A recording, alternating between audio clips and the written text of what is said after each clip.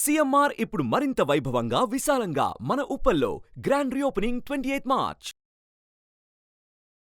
Welcome to Suman TV. ప్రస్తుతం మనతో పాటు బిజినెస్ అనలిస్ట్ ప్రశాంత్ గారు ఉన్నారు. వారితో మాట్లాడదాం. ప్రశాంత్ గారు నమస్తే అండి. ఏం సార్, బంగారం అంతకంతకు అలా పైకి వెళ్ళిపోతూనే ఉంది. ఇంతగా పెరగడానికి అసలు కారణాలు ఏంటి? 60,000 మార్క్ అంటే మామూలు విషయం కాదు. సో మనకు అంటే జనరల్గా ఇండియాలో బంగారాన్ని ఒక ఆభరణంగా చూస్తారు, అంటే అలంకరణ వాడే వస్తువుగా చూస్తారు. అవును. సో మనకు బంగారం రేట్లు పెరిగినప్పుడు మనకు ఒకసారి అనిపిస్తుంది, అంటే ఇండియాలో సడన్గా ఆభరణాలన్నీ ఎక్కువగా వేసుకోవడం జరుగుతుందా, అసలు బంగారం మనకు రేటు ఎలా కంట్రోల్ అవుతుంది, ఏ ఫ్యాక్టర్స్ అనేది చాలామందికి నిజంగా తెలియదు. సో ఇప్పుడు ప్రస్తుతం ఒక 3 క్వార్టర్స్గా, అంటే ఒక సంవత్సర కాలంగా అందరం మనం వింటూనే ఉన్నాం, ఆర్థిక మాంద్యం వస్తుంది. ఎస్పెషల్లీ అమెరికాలో ఆర్థిక మాంద్యం, ఆ ప్రభావం అన్నిటి మీద పడుతుంది అని మనం వింటూ ఉంటాం. సో ఆర్థిక మాంద్యం కొంచెం ఇంకొక 2 సంవత్సరాలు వెనక్కి వెళ్తే ఫస్ట్ మనకు కరోనా వచ్చింది. కరోనా వచ్చినప్పుడు ఆర్థికంగా చాలా వనరులన్నీ దెబ్బతిన్నాయి, అంటే చాలా బిజినెస్లు బంద్ అయినాయి. సో అక్కడ ఇంపాక్ట్ స్టార్ట్ అయినప్పుడు యుఎస్లో ఏం జరిగిందంటే, సో విస్తృతంగా డబ్బులు పంచారు. అంటే ఇంట్లో కూర్చున్న ప్రతి ఒక్కరికి, నిరుద్యోగులందరికీ కూడా జీవనోపాధి కోసం $1,000, $2,000 ఇచ్చారు. సో ఒక్కసారిగా కొన్ని వేల డాలర్లు, కొన్ని లక్షల డాలర్లు, బిలియన్ డాలర్లు మార్కెట్లోకి వచ్చాయి అమౌంట్. ఎందుకంటే అందరు కూడా, సో బాగా క్యాష్ రిచ్ కంట్రీ ఇండియాలో, అంటే మరి ఏ దేశంలో కూడా, అంటే కొన్ని అభివృద్ధి చెందిన దేశాలు యుఎస్లో చాలా ఎక్కువగా పంచారు. సో ఆ మార్కెట్లో డబ్బులు రావడం అనేది సాగింది. తర్వాత కరోనా తర్వాత బిజినెస్లు కూడా అమాంతం పుంజుకున్నాయి. సో ఒక్కసారిగా మార్కెట్లో ఇంత డబ్బు ఉన్నప్పుడు ఆటోమేటికల్గా ఖర్చు కూడా పెరుగుతుంది. సో ఖర్చు పెరుగుతున్నప్పుడు ఆటోమేటికల్గా వస్తు ధరలు పెరుగుతాయి, అంటే డిమాండ్ పెరుగుతూ ఉంటుంది. వస్తు ధరలు పెరిగినప్పుడు కంట్రోల్ చేయడానికి మన ఇండియాలో ఆర్బీఐ టైప్లో, అమెరికాలో ఫెడెక్స్ ఉంటుంది. సో ఈ ఫెడరల్ వచ్చేసి వ్యవస్థ ఏంటంటే ఈ మార్కెట్ని కంట్రోల్ చేయాలి, మరి దాని వాల్యూని తగ్గిస్తూ ముందుకెళ్ళాలన్న వడ్డీ రేట్లు పెంచేశారు అమాంతంగా. గృహ రుణాలు కానీ, పర్సనల్ లోన్ కానీ, బిజినెస్ లోన్లు అన్నీ పెంచుతారు. పెంచితే ఆటోమేటిక్గా డబ్బు వినియోగం అనేది తగ్గుతుంది. ఎందుకంటే మనం హౌస్ లోన్ నెక్స్ట్ ఇయర్ కట్టుకోవచ్చు, బిజినెస్ స్టార్ట్ చేయాలంటే అంత మనీ క్యాపిటల్ తీసుకోకపోవచ్చు. ఒక్కసారిగా ఈ రేట్లు పెరగడం అనేది వల్ల అమెరికా మార్కెట్లో ఎలా ఉంటుందంటే, అమెరికా ఈరోజు ప్రపంచ దేశాల్లో అన్ని దేశాల కరెన్సీని కానీ, వ్యాపారాలను కానీ కంట్రోల్ చేసే స్థాయిలో ఉంది, ప్రముఖ దేశాలన్నింటిలో. ముఖ్యంగా భారత్, చాలా వస్తువులు మనం అమెరికా దేశం నుంచి ఇంపోర్ట్ చేసుకుంటాం. సో అటువంటి పరిస్థితుల్లో ఎక్కడైతే మనకు ఈ రిజర్వ్స్, ఎక్కడైతే ఇంట్రెస్ట్ రేట్లు పెరిగాయో, అమెరికాలో సేఫ్గా ఏం చేశారంటే, ఇన్వెస్ట్మెంట్లు బయట మాంద్యం పరిస్థితుల వల్ల బయట ఇన్వెస్ట్ చేసిన ఎస్పెషల్లీ ఇండియాలో కానీ వివిధ దేశాల్లో చేసిన ఇన్వెస్ట్మెంట్ని తీసుకెళ్ళి మళ్ళీ అమెరికాకి తీసుకెళ్లారు. అమెరికాలో బాగా నమ్మేది 2 విషయాలండి. అమెరికాలో కానీ ప్రపంచంలో కానీ బలంగా ఉండాలి అంటే, ఎక్కడైనా ఎటువంటి మాంద్యం వచ్చినా, ఎన్ని కష్ట పరిస్థితులు వచ్చినా చెల్లేటివి 2. ఒకటి అమెరికన్ డాలర్, 2 బంగారం. Safest bet. ఎందుకంటే ఇది ప్రీషియస్ మెటల్, తక్కువగా ఉంది, దానికి డిమాండ్ ఎక్కువ ఉంది. ప్రపంచంలో ఏ వస్తువుకైనా ట్రేడ్ చేసుకోవచ్చు బంగారం తోటి, లేదా అమెరికా డాలర్ని. ఎందుకంటే ఒక అభివృద్ధి చెందిన దేశం కరెన్సీగా ప్రతి దేశంలో కూడా ఆమోదం పొందిన విధంగా బలంగా ఉంది. సో అమెరికాలో పెద్ద పెద్ద ఇన్వెస్టర్లు అందరూ కూడా ఈ బంగారం వైపు, డాలర్ల వైపు వెళ్ళారు. సో అమాంతము ఆ యొక్క బంగారు విలువ పెరగడం వల్ల మనకు అర్థం కాని టైంలో, ఈ మాంద్యం సమయంలో బంగారం నిల్వలు అనేది అమాంతం పెరిగాయి. సో ఈరోజు మనం చూస్తే దాదాపు 50-60 వేల రేంజ్కి వచ్చేసింది. మనం చాలా తక్కువ కాలం క్రితం 37-38 వేలలో ఉన్న బంగారం ఈరోజు ఎటువంటి పండగ వాతావరణం లేకున్నా, ఎటువంటి ఇది లేకున్నా, మాంద్యం ప్రభావం వల్ల 60-65 వేల స్థాయిలో నెక్స్ట్ 15-20 డేస్లో వెళ్తానే మేము కూడా ఎక్స్పెక్ట్ చేస్తున్నాము. ఇది ఇలా కంటిన్యూ అవుతుంది. మళ్ళీ ఎప్పుడైతే మార్కెట్ కరెక్షన్కి వస్తుందో, ఇది ఎప్పుడైతే 2008, 9, 10 మాంద్యం వచ్చినప్పుడు అమాంతం పెరిగాయో, అటువంటి వాతావరణం ఇంకొక 3 లేదా 6 లేదా 1 సంవత్సరం కాలం పాటు నడిచి మళ్ళీ ఇది కరెక్షన్ జరిగే స్థాయికి వచ్చినంత వరకు ధరలు పెరుగుతూనే ఉంటాయి. కానీ సార్, ఇక్కడ 1,00,000 దాకా వెళ్ళే అవకాశం ఉంది. ప్రస్తుతం అయితే 58,000 చిల్లర వరకు కొనసాగుతుంది రేట్ అనేది. ఈ 24 క్యారెట్స్ గోల్డ్ రానున్న రోజుల్లో ₹1,00,000 ఖచ్చితంగా అవుతుందని కొంతమంది అనలిస్టులు చెప్తున్నారు, అంచనా వేసి. ఇది ఎంతవరకు వాస్తవం అండి? ఇది ఒక నమ్మకంపై ఆధారపడి ఉంటుంది. అంటే మనము ఈరోజు ఏ వస్తువు మీద రూపాయి పెడితే మన రూపాయికి లాభం వస్తుంది అని నమ్మే రోజు వచ్చినప్పుడు ఆ నమ్మకంపై ఆధారపడుతుంది. ఎక్కువగా భారతదేశం నుంచి మైగ్రేట్ అవుతున్న అమెరికాలో ఉన్న భారతీయులు కానీ, లేదా అమెరికాలో విశేష పెట్టుబడులు వెళ్ళే వ్యాపారవేత్తలను కూడా వివిధ రంగాల్లో పెట్టుబడులు పెట్టి ఈరోజు మాంద్యం ప్రభావం వల్ల అయోమయ పరిస్థితిలో ఉన్నప్పుడు సేఫెస్ట్ వైపు వెళ్ళారు. సో ఇది ఎన్ని రోజులు మనం దాన్ని బంగారంగా మార్చి భద్రంగా పెట్టుకొని మళ్ళీ బంగారాన్ని ధనంగా మార్చి మనం ఈ పరిస్థితులు చక్కబడి మళ్ళీ ఎందుకు వస్తాయని ఎన్ని రోజులు అనేది మనం చెప్పలేకున్నాము.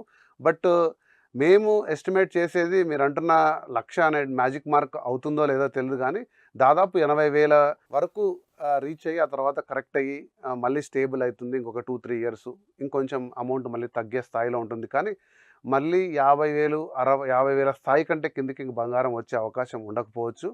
ఖచ్చితంగా ఇది అంటే ఈ వ్యాఖ్యని ప్రతి ఒక్కరు ఇన్పుట్గా తీసుకొని బంగారం కొనుక్కొని మరీ 80 అవుతుందని ఎదురు చూడడం కూడా ఓవర్ డిమాండ్ మనం క్రియేట్ చేసినా కూడా మళ్ళీ తర్వాత ఇబ్బందులు మనమే పడతాం.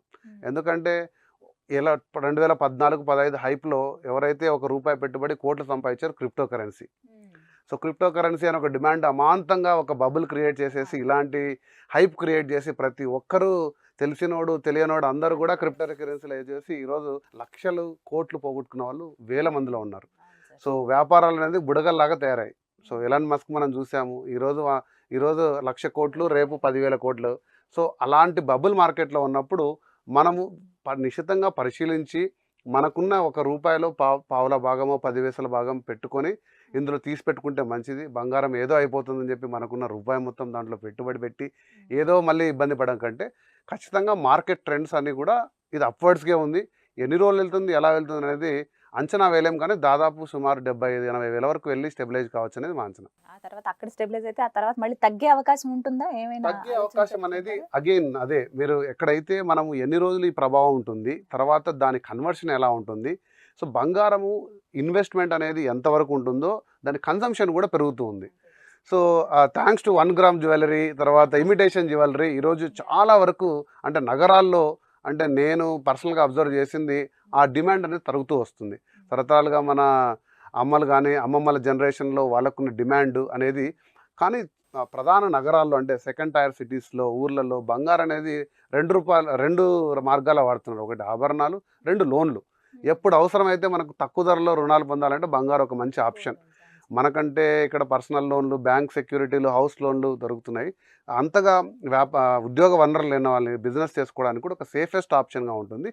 మరీ కష్టాలు వచ్చినప్పుడు దాన్ని తీర్చుకోవడం మార్గంలో కాబట్టి తీసుకుంటున్నారు. కానీ ఇందులో తెలుసుకోవాల్సిన అంశం ఒకటి ఉంది. సో మన ఇండియాలో బంగారం అనగానే చెన్నై షాప్లోనో రకరకాల ఆభరణాల కొట్లో వెళ్ళి కొనుక్కుంటారు. కానీ మనం కొంటేనే ఒక ₹70-60 వస్తువుని ₹1 పెట్టి కొంటాం. మనం 60 పైసల వస్తువుని ₹1 పెట్టి కొంటాం. అదే మీకు తెలిసిందే, బంగారంలో తరుగు ఉంటుంది, మ్యానుఫ్యాక్చరింగ్ ఛార్జ్ ఉంటుంది, ఇతర మెటల్స్ యాడ్ చేస్తారు. 24 నుంచి 22 నుంచి ఈరోజు 18 క్యారెట్ వరకు 14 క్యారెట్ జ్యువెలరీ కూడా నడుస్తుంది.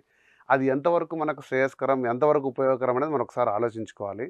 ఎందుకంటే దాని నుంచి మీరు ఏదో డబ్బులు ఆశించి ఇన్వెస్ట్మెంట్ ఆశించి చేస్తుంటే అది ఖచ్చితంగా నా దృష్టిలో అయితే ఒక తప్పుడు నిర్ణయం. సో అందు గురించే మీరు దీర్ఘంగా స్టడీ చేస్తే గోల్డ్స్ అనేది నాట్ నెసెసరీలీ ప్రతి ఒక్కరూ ఆభరణాలే కొనాలని లేదా బంగారం ఇంట్లో పెట్టుకోవాలనేది చాలా కష్టమైన విషయం. ఎందుకంటే సెక్యూరిటీ ఒక అంశం ఉంటుంది. సో గోల్డ్ ఫండ్స్ అనేటివి, గోల్డ్ బాండ్స్ అనేటివి ప్రముఖంగా మీరు స్టడీ చేసుకుంటే అందులో మీరు ఎంతైతే రూపాయి పెట్టుకుంటారో ఆ పెరిగిన మొత్తానికి ఆ యొక్క లాభాన్ని మీరు తీసుకునే అవకాశం మీకు ఉంది, ట్యాక్స్ పోను మినహా. సో అటువంటి అంశాలు పరిశీలించడానికి చాలామందికి నేను ఈ నాలెడ్జ్ పంచుతూ ఉంటాను. ఎందుకంటే బంగారం అనగానే షాప్లో వెళ్ళి కొనుగోలు మన ఫిజికల్గా ఉంటే మనకు ఒక ఆనందం, సంతోషం ఉంటుంది, ఎస్పెషల్లీ భారతీయుల్లో ఉంటుంది.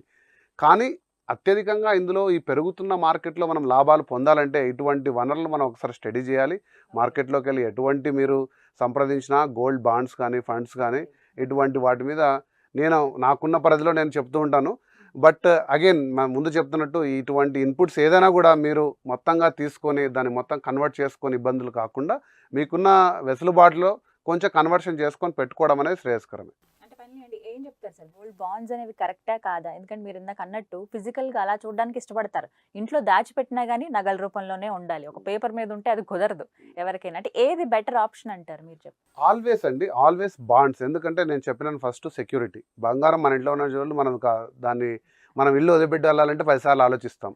సో ఫస్ట్ బంగారు కొనేప్పుడు మనకి అవసరం ఏమిటి అంటే మన ఇంట్లో జరిగే పెళ్ళిళ్ళు, వాటికి కావాల్సిన అలంకరణ, ఆభరణ అన్నప్పుడు వాటి పరిమితి కోసం తీసుకోవడం ఒకటి.